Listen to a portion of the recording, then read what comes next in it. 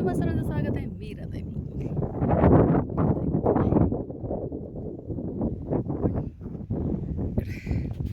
आपण आज मार्कंडेय ऋषी यांचा आपल्याला बोलावणं झालेलं आहे. नवरात्रीचा तिसरा दिवस आहे आणि फार उंचावरून आले. आता तर मी अर्ध्यामध्ये आलेले आहे. तर अजून अर्धा डोंगर आपल्याला पार करायचा आहे.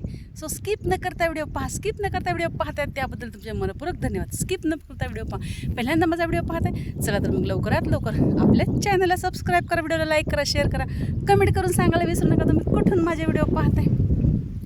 डोंगरावरती कसे ढग अगदी असे जमा झालेले आहेत. खूप छान वाटतं वातावरण. असं वाटतं की आपण एकदम ढगात गेलो. सगळ्या डोंगरांवरती ढग जमा झालेले आहेत.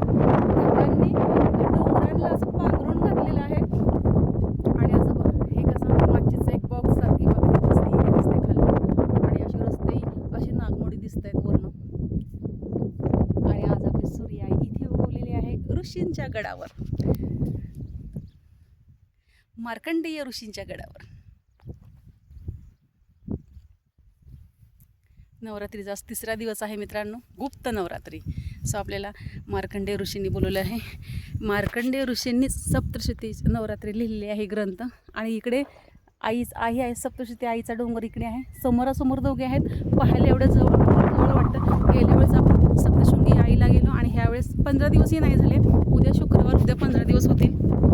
आपण सप्तशतीच्या गडावर होतो आणि त्याच्या आताच आपल्याला मार्कंडेय ऋषींनी बोलवलं. मी असं म्हटलं होतं इथे आलो तर आईला तर इथे पण यायला पाहिजे. तर माझ्याबरोबर जे होते ते सगळे वय झाल्यामुळे ते म्हणले नाही परत कधी येऊ. तर मी म्हटलं आता काय. पण मी सांगून गेले मार्कंडेय ऋषी आईला की मला फार तीव्र इच्छा झालेली आहे तुम्हाला पाहण्याची, भेटण्याची. सो मी असं थोडं मनामध्ये माझ्या राहिलं, अरे आपण एवढं दिवस फिरलो, एक दिवस लेट झाला असता, आपण जाऊ चालत. सगळे म्हणाले नाही चालत जावं लागतं, रस्ता चांगला नाही. खरंच रस्ता चांगला नाही आहे. काही दगडी सिड्या झालेल्या आहेत, तर काही अर्ध्यातनं कामं सोडून दिलेली आहे. तशा प्रकारचा रस्ता आहे. पण मी आले तशीच